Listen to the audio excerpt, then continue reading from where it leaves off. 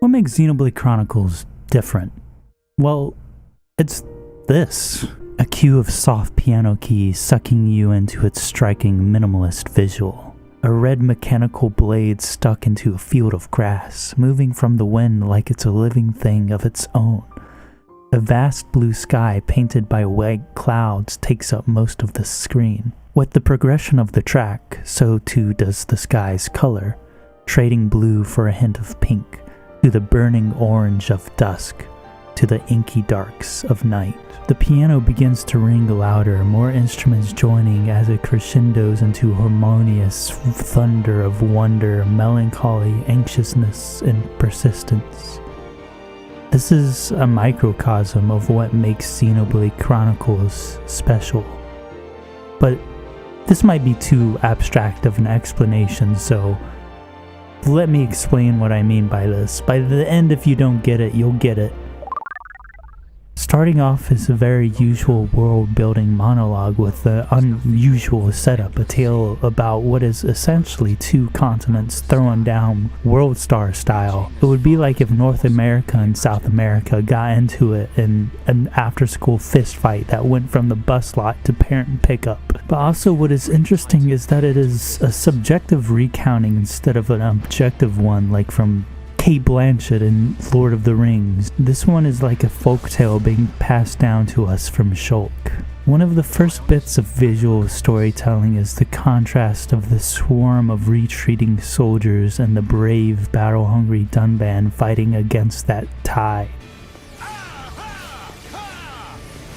Wielding a weapon that will supposedly help him seize his destiny, a key motif for the Monado. A means to get the power to take control. Dixon dubs him beast for this behavior, like there's something animalistic about Dunban, like he's frothing at the mouth to will his victory with sheer strength. Then immediately, we see the negative effects this has on him. He doesn't have the capabilities to seize his destiny. Then the game zooms out from Sword Valley, the music swells, and the pseudo-camera covers the scope of what will surely be a grand adventure. Then there's quiet. A mech on M71. Shulk's introduction is more subdued, contrasting the dark battlefield littered with metallic mechon and blaring rock orchestra. We suddenly find ourselves surrounded by lush green, fluttering insects and soft wind. What is the subject of the frame is purely the environment. Then there is Shulk breaking the harmony of those natural noises, because he can't see it. When this pocket of nature is the focus, Shulk is not even in the frame, suggesting a dissonance he has with this sort of peace as he isn't even revealed to us while he fumbles through the machinery for scraps. A dragonfly flutters around him and lands by him. Shulk tracks it with his eyes, and when he makes an expression that suggests an excitement or intrigue by it, he is actually more interested in the leftover mechons before suggesting he could make a shield of it. He's got the military autism instead of the biology autism. At this point, Shulk is characterized interestingly. He clearly doesn't really find much in the way of biological things, showing no staying interest in the dragonfly or the flowing greenery. He fixates on the Monado and seems intrigued by its potentially powerful capabilities. Fiora comments he doesn't really have a sense of taste for food, being just fine with anything. Reyn watches over his dopey little ass because apparently he might wander into a glue trap if he's not careful. Uncle Dixon, who always looks like he's a couple beers in at a family barbecue trying to coerce his nephews into joining him for a little backyard football, which surely ends with him giving them a shattered humerus. He tells him that he needs to get out of the lab more often. Shulk is a dork that gets told to touch grass but doesn't really understand the concept of touching grass. The visual language with the dragonflies is continued in the park scene with Fiora. This time the fluttering insects are noticed by her and promptly gets her to comment on the beauty of the park, the nice breeze and the peaceful air, which actually gets Shulk to agree for the first time so far, letting him be able to catch a vibe. Fiora helps Shulk wind down and take in the air for once, assist him in feeling the beauty in the world. Then sirens blare and cannons fire, a portent of what's to come.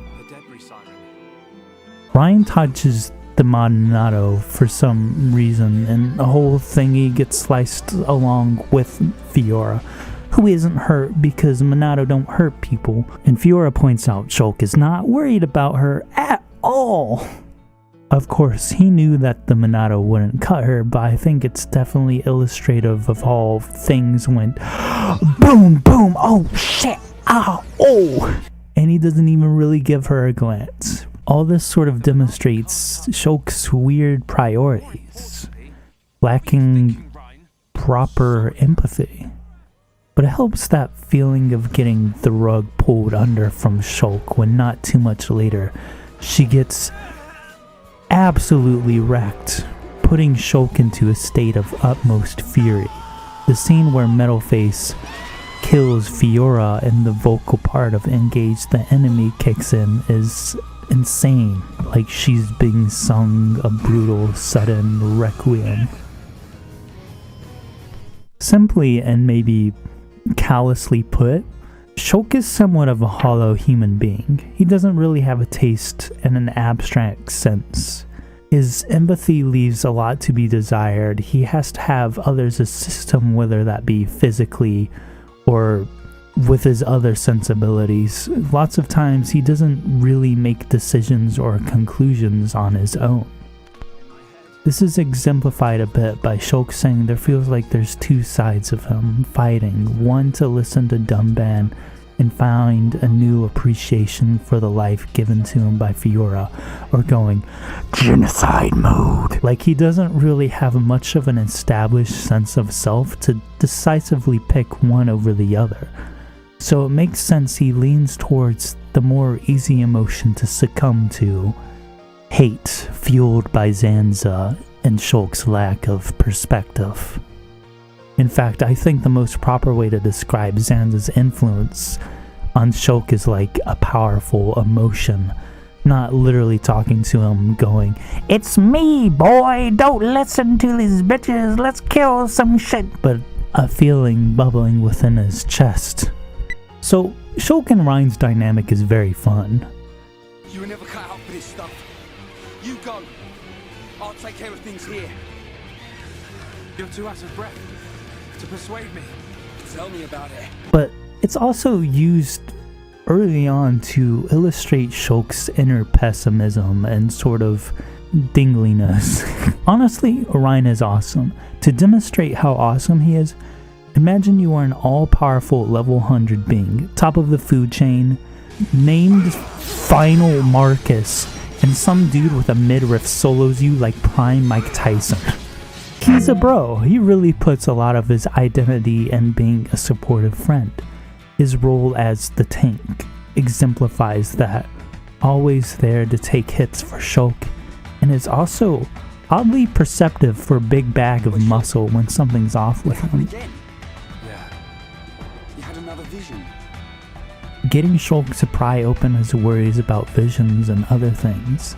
Lots of Shulk's conflicts are inner, and Reyn exists to bounce those off of him early on. Shulk tends to harbor these emotions alone, and Reyn's straight up like, You're useless on your own, Shulk. That's why we're here. "Here's your harness and Benkei, dumbass." This little arc from Tephra Cave to saving Juju really illustrates how overcoming conflict should be collaborative. By consulting with Reyn and his vision, he is able to save Otharon. This establishes a through line that will be seen throughout the narrative, and also gameplay of how confiding in others can help us overcome. It's even demonstrated with the vision mechanic in battle, encouraging you to warn party members anytime a big attack is coming. When Shulk even tries to get water on his own, Reyn is like, "No, you stupid little twink." His whole personality is crutched on supporting others, like how he defends Charla to Juju, or Melia to Tyrea. Reyn. Pride of your people. How about you're jealous of Melia? His little story bit at the Fallen Arm really gets to me. The little bout of insecurity he feels at the prospect of him being the protected Can't even keep a promise. instead of the protector. It makes it interesting that he has to face the fact he isn't the protector anymore, because Shulk has grown as a person so much, but he realizes he doesn't need to be the protector anymore, but be a good friend that watches everyone's back. It don't matter how strong you get, you ain't got eyes in the back of your head. So I've got your back. He's just an awesome dude who doesn't need to be taking hits for others just to have value. He's awesome for just how he is. Besides Ricky, he's the most lively party member and has the most love for life. This aspect of Reyn really makes him have a great dynamic with Charla. Charla bears witness to many people trying to give up their lives for the cause. Godhood says dying has meaning if they can defeat the Mechon, but Charla is clearly uncomfortable with that. She gravitates towards Reyn because of his similarities to Godhood, but eventually gravitates towards him because of his value in life. Give him my own life. No way, I can't do anything if I'm dead. Charla's role as a medic exemplifies this, making sure no one dies. Reyn throwing Godhood some water exemplifies that dichotomy between the two. With a small gesture, it's like Reyn is telling him, "Live on, bro." Shulk and Reyn have a scene where they open up the possibility of thinking there might be more to the Mechon than they currently understand, to which gets brushed off by their need for thirsty, juicy revenge. This adds nuance to their narrow-mindedness. It's not like they can't consider the possibility that the Mechon have something going on up there. It's that they can't see why they should see past it yet.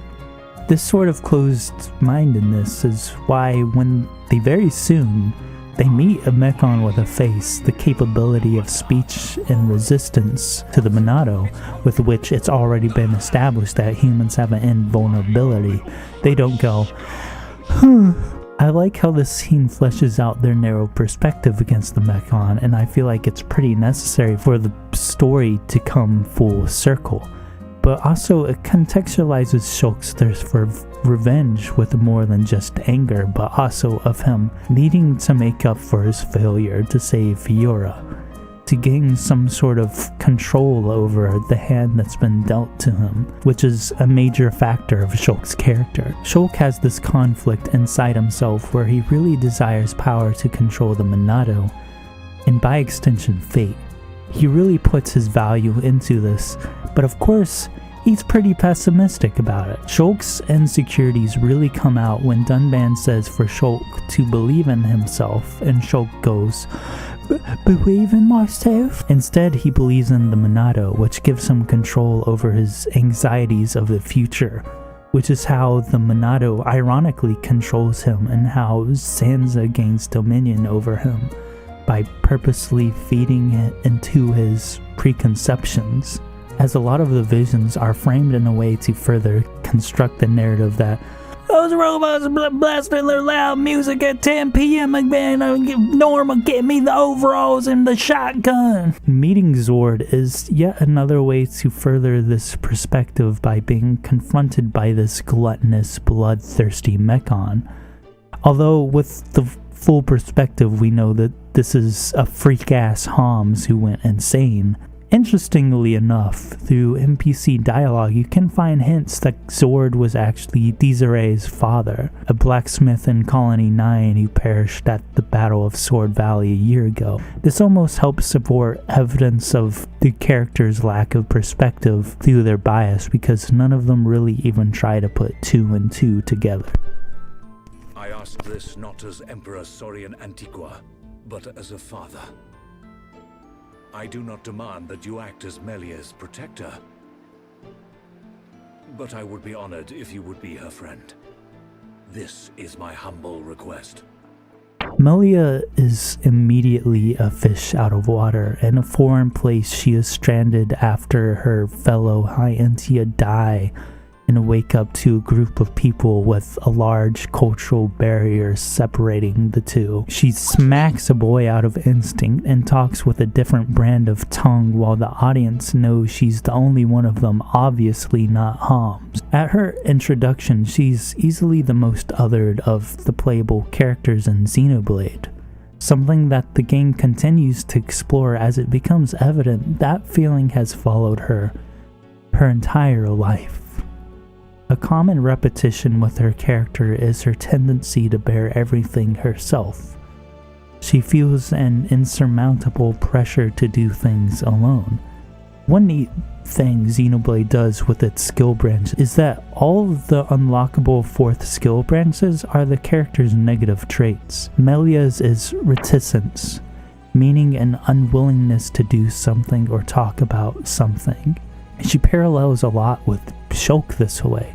In fact, they share a lot of characteristics that I think they project onto each other a bit, but also blossoming a genuine empathetic relationship between the two, which is mostly important for Shulk. For revenge, and the crushing pain of losing those close to you. I can't stand by and let another person experience what I have.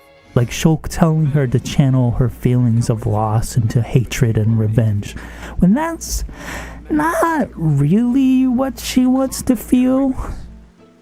Don't do it, Shulk. Something's not right. The forefathers must have had good reason to seal him. I think her developing romantic feelings for him is because of these aspects, and well, because he's really the first person to extend himself to her, and he's kind of cute. And okay, see, there's a lot of memes about the whole Melia, Shulk, Fiora love triangle thing, like poor Melia, but I think it quite clearly is used to demonstrate her insecurities around her loneliness. Like, she doesn't really need that romantic relationship with Shulk. She needs to realize how much love she already has from her family and now this group of friends she's fostering. It would be kind of cool if the fandom stopped being weird about it. Okay, that's it. Even her background as really a half High Entia speaks to the sort of ostracization she feels, not really fitting neatly into one or the other. But the sad thing is how many people give up so much just for her. People constantly take care of her, but she doesn't really realize it. I used to believe my father did not love me, until the day he died. In all honesty, guys, the High Entia way of life gives me some kind of bad vibes. They represent an archaic civilization with traditional values despite its more advanced technology and its ideologies and practices. Watching these guys feels like watching those videos of that posh British dude telling you how to eat a grape properly at a dinner table, designing your life to be as unfun and roundabout as possible. Melia freaks out when Shulk touches her because she's been shoved into her tower all her life like a nerd in a locker. The king has consorts instead of just a wife, which is framed as the most progressive thing they do, by the way. Melia being an outlier of mixed heritage makes other High Entia raise eyebrows, like Umea, who pettily tries to do in Melia, announced by a hammy speech while her son is like 20 feet away going, "Hello, mother, I'm right here." They have rituals. You can't say you have rituals and not be a little disturbing. I've seen Midsummer. All those Amish freaks should get nuked. Amidst all this traditionalism, Melia represents the future, a way to move past the archaic beliefs embroidered into the High Entia. Melia represents a way to broaden horizons and connections, and to break off the fate given to them, the isolationist ways they have that separate them from the world. Even represented by Callian using his sheer will and love for her to sacrifice himself despite turning into a Telethia. Callion's last actions and Ricky's warm extension illustrate one final time that she has intrinsic worth in who she is, and has cultivated love and connection, allowing her to be able to fly freely with any flock she chooses, unfettered. It is because I met you that I experienced so much, and it is the reason I am here now. Yes, we're happy you're here too. Thanks, Melia, for everything. I'm glad I met you. And I you. Xenoblade does this cool thing where instead of the usual old mentor character a fantasy story usually has, they go, what if we split the mentor into two characters? A men's cologne model handicapped by indentured military service, and a fat stupid bird. Dunban is raw but also sagacious, acting as the mentor figure to the party. A role he embraces. Usually has the best rhetoric when it comes to negotiating or whatever. I think Dunban is the most flexible and cautious when interacting with other cultures like the High Entia, trying not to step on their toes but is still pretty obstinate with his values. Like, he basically loopholes his way into finding a way to dishonor their tomb ritual without being a total dick about it. But there's kind of a mini conflict with his identity of the heir to the Monado. Whittled him down and crippled him to a lesser version of his former physical glory.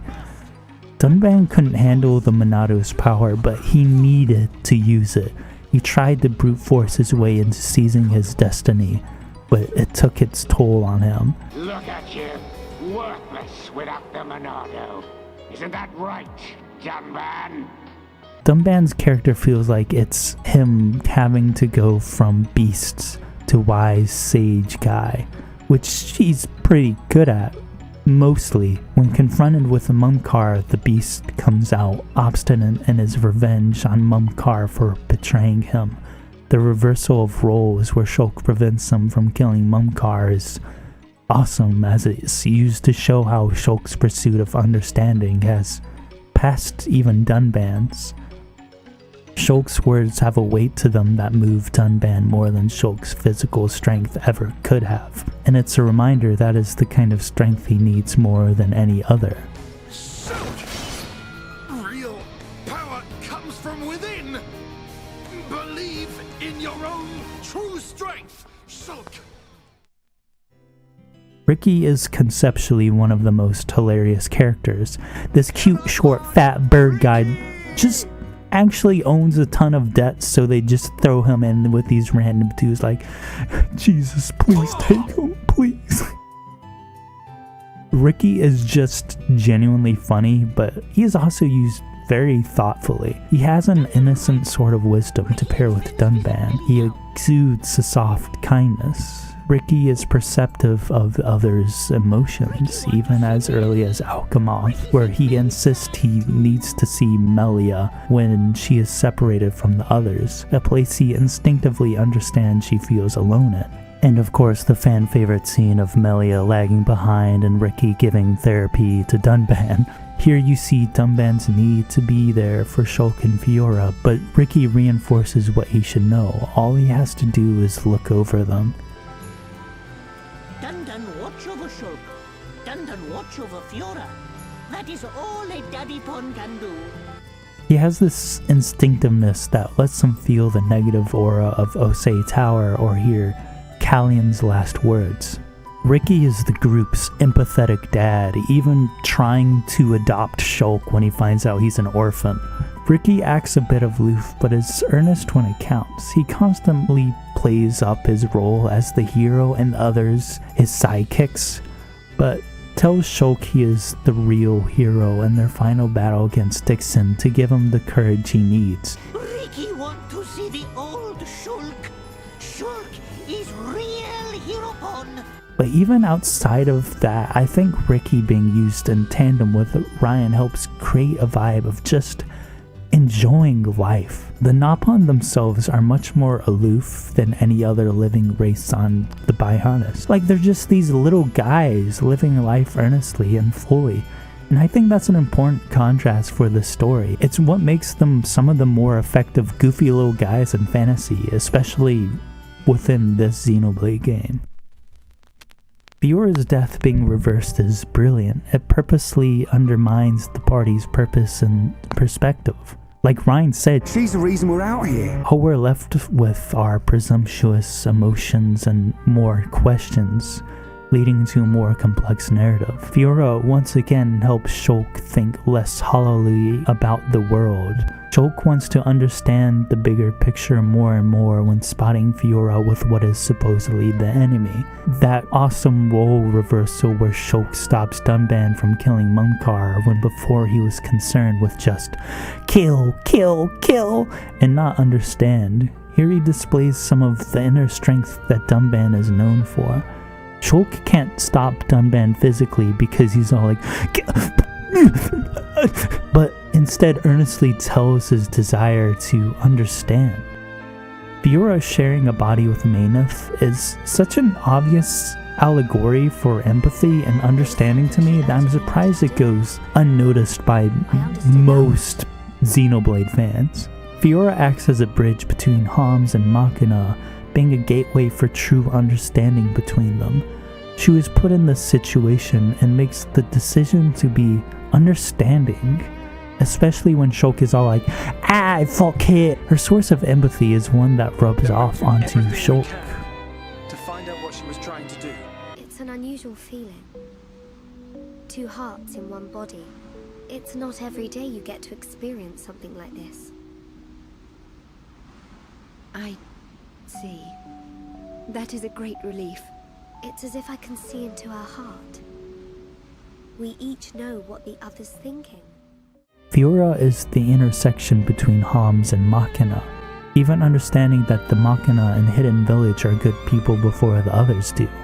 This combined with Shulk's drive to know why, like when he fights off Dunban from killing Munkar, builds to an understanding that the perpetuating cycle of hatred comes from one of a fear of the other, one started by the progenitor of the Homs.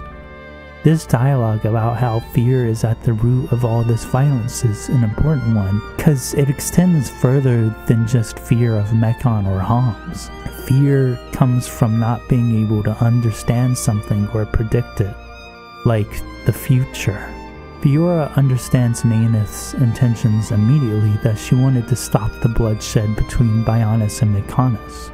Even when Meyneth is gone, she continues to fight for what she wants, because she was able to truly understand how she felt. Fiora is what adds empathy to the narrative of Xenoblade, manifesting it within herself and then Shulk. Shulk's small inhumanities make sense when you realize, oh, he's an empty shell of literally a different person. But with his experiences and connections, that shell begins to fill slowly.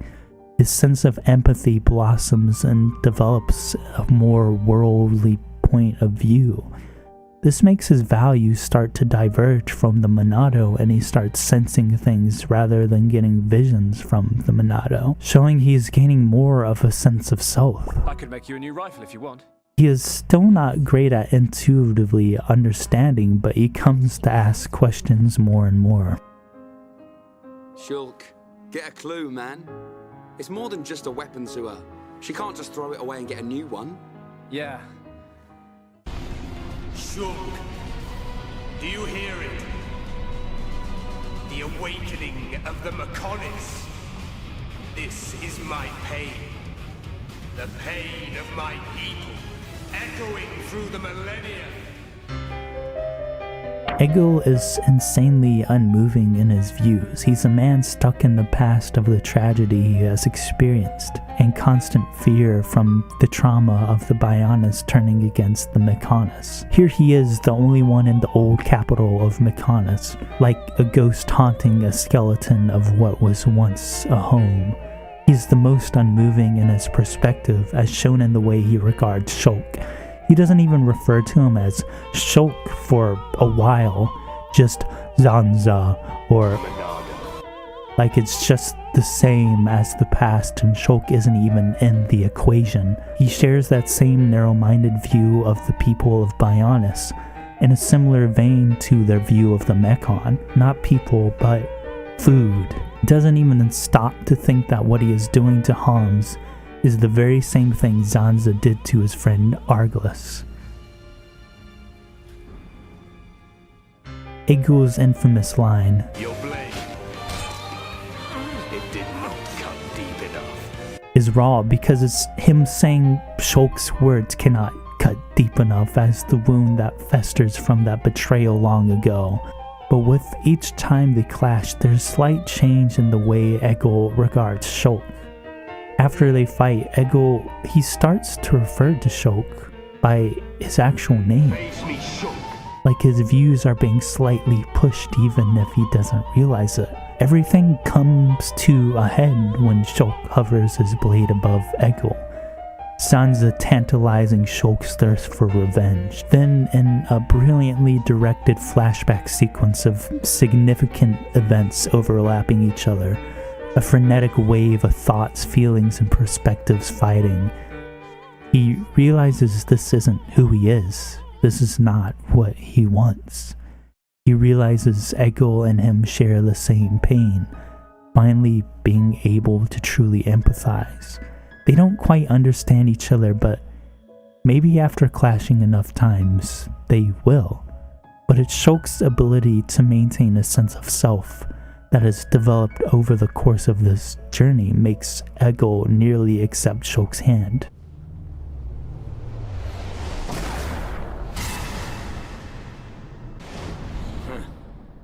You shouldn't have done that, little brat. By the time this happens, it's like, okay, yeah.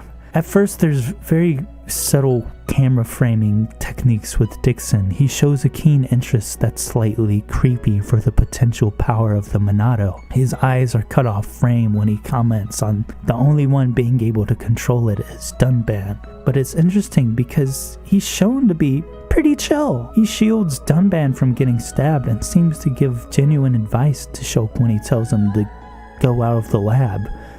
But then they also start having scenes where Dixon's like, dang, I'm betraying them. Can't say I feel so good about deceiving these kids. What's that you say? Dixon is one of the more interesting low-key characters. He pushes for Shulk to expand his horizons. He frequently helps the party out despite being shady. Dunban says Dixon enjoys his life as this traveling freelancer, meeting people. Dixon has so many connections and experiences in the world, but throws it all away for the pursuit of the power of a god. It's very interesting when comparing his relationship to Zanza and Shulk, two sides of the same coin. He's clearly apathetic towards Zanza and is more so pulled by the promise of power, but you can tell through little details that there's a level of authenticity and care between him and Shulk. Dixon has the things Xenoblade says you should value: an enriched worldliness, a connection to the world around you, but forsakes it all for power. You can't help but feel a tinge of sadness as he is felled by the people he was supposed to be connected to, and cuts them off so he can spend his final moments alone. A dude who has spent ages enriched by the world around him, going out with just a puff of smoke.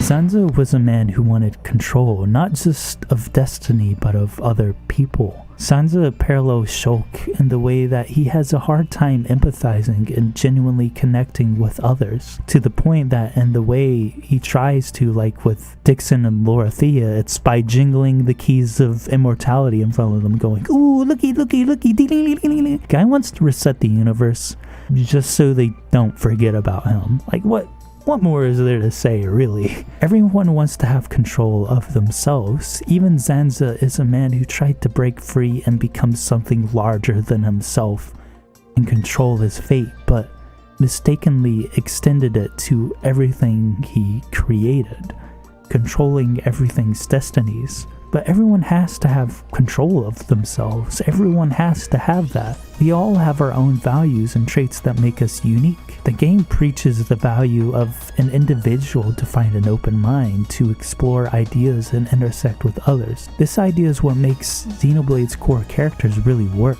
All of them are unique individuals who Shulk doesn't end up controlling like Zanza, but instead feels enlightened by, slowly affected by their views, relying on Reyn, accepting Melia for who she is, being swayed by Fiora's sensitivity, listening to Dunban's wisdom. Godhood was a way for Zanza to control others, cause his nerd ass couldn't properly connect.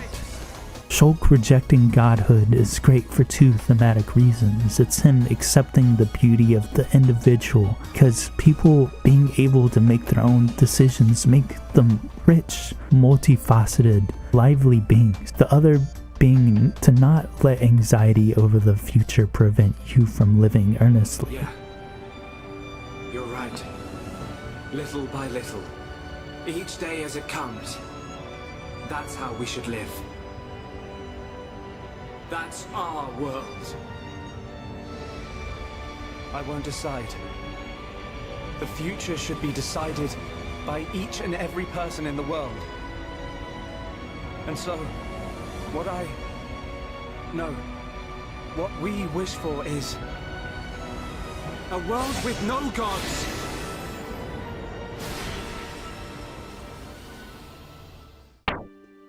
There's an immense amount of craftsmanship put into the setting of this game, which is all for good reason, because it makes the heart of this game even more powerful. There's a consistent through line of the way Shulk regards the world outside the lab.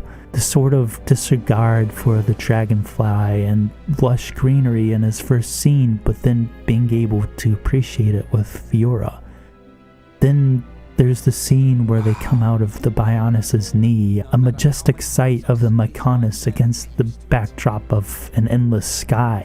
It's breathtaking, but undermined by the immediate, "Oi, let's go kill him."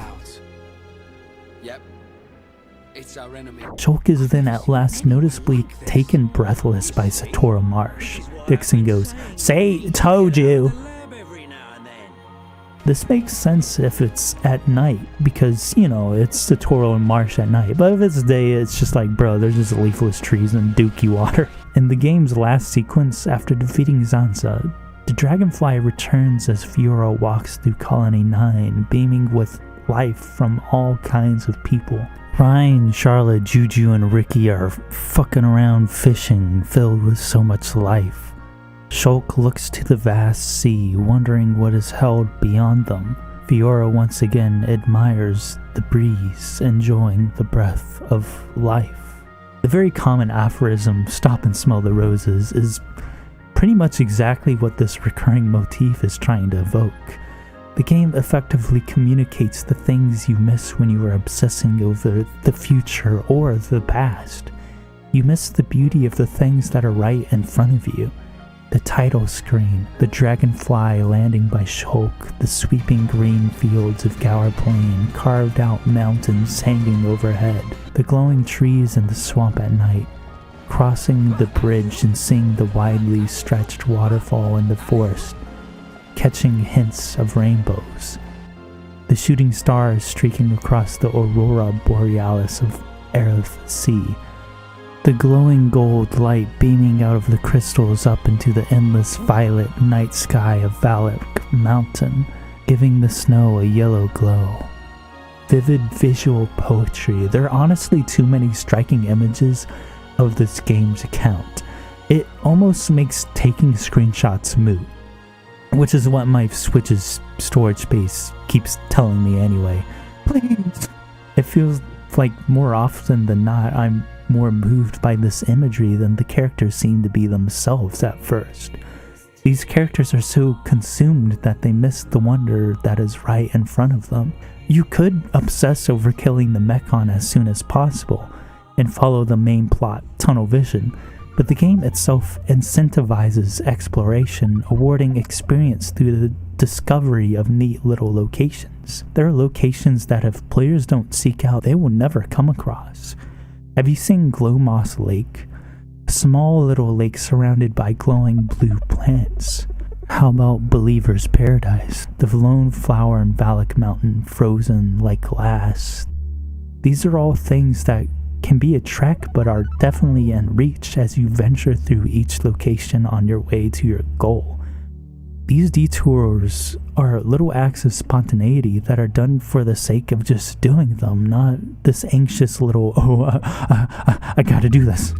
This is the open, adventurous mind that the game promotes through not just the main story, but these gameplay aspects. The act of adventure and open mind, grouping together races of all kinds, lets the High Entia out of their closed walls and group out to connect to others, which is another reason why Xenoblade's main party works as well as it does. Shulk's whole adventure is spent with friends, all their own individual. Zanza had no friends, but Shulk spent a whole journey with people filled with all sorts of various traits. All these characters are filled with a verisimilitude thanks to its great presentation, the endearing script and voice performances. The cutscene direction is superb for its framing, camera movement, and character animation. I think Reyn is a good microcosm of this game's voice acting. G. Taylor's performance of Reyn might just be my favorite in the game. No way, I can't do anything if I'm dead. Which might be insane to say for a game where Adam Howden is subjected to all kinds of cosmic horrors in the recording booth.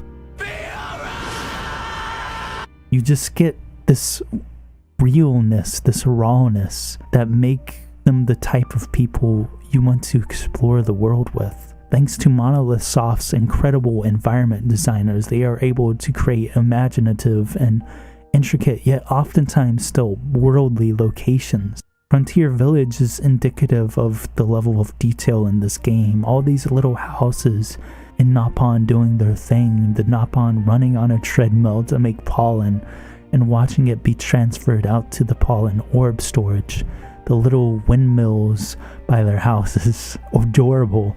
The music in this game assists in cultivating that vibe, submerging you in an atmosphere like Uncle Dixon just dipped your head into the pool. Every emotion that Xenoblade wants to evoke out of you, the music assists like prime Steve Nash. The goosebump, adrenaline-inducing, engage the enemy along with most of the battle-oriented songs. The warmness of the woodwinds and Frontier Village's theme adds to all that I just mentioned about the place. The culmination in audio and visual design properly manifesting this place as this vivid safe haven tucked away in the Bionis. Music is always a brilliant subliminal storytelling device, and it's used brilliantly here. Like Once We Part Ways plays when Shulk and Reyn leave their home to get revenge for Fiora, as Shulk laments the two sides of him fighting inside himself, anxiousness tormenting within him, then plays for the final time as he decides to embrace a world with no gods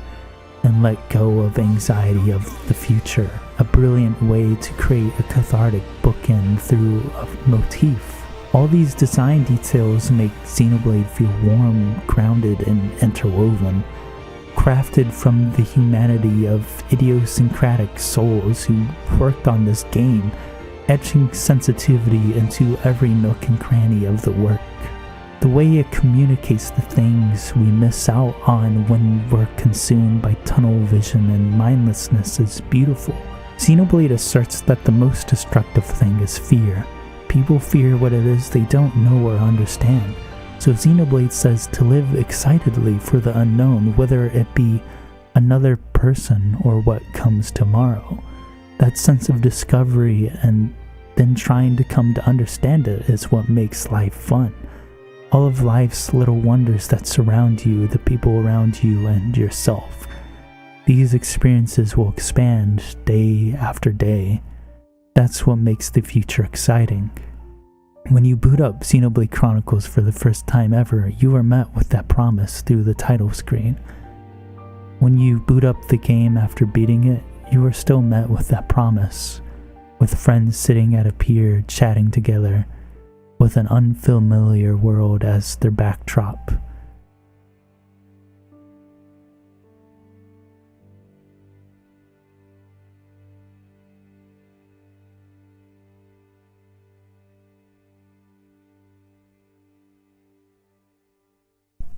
Laughing, crying, sometimes arguing. Sounds all right.